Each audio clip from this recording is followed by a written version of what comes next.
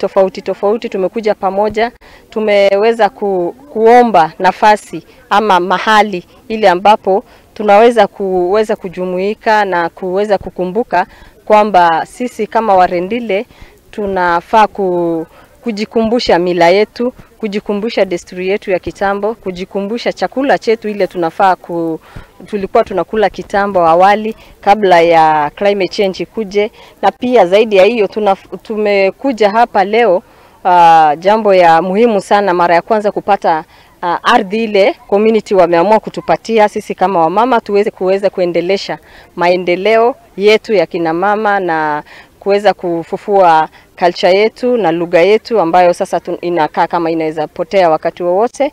So ndio watoto wetu waweze kuelewa kwamba ina manufaa zaidi. Na siku ya leo tuliweza kupewa na tunafurahi.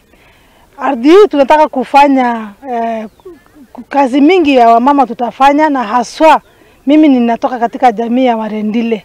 Na tuliona ya kwamba katika hii jamii yetu ya Rendile lugha inapotea, hata utamaduni yetu inapotea. Sisi kama akina mama tumesema tunataka kuifufua ama kuhifadhi mila hizi zetu. Na ardhi hii itatumika kama cultural school, na tumepanga pia Rendile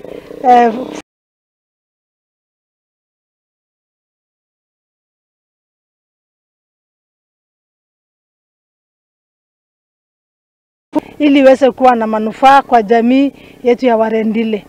Na benefits ambayo tutapata katika hii ardhi ni mingi sana, kwa sababu tutakapoenda na kuweza kuweka ama kuendelea katika ardhi hii tutaweka cultural school, na katika hiyo Rendile Cultural School tutakuwa na pia exhibition.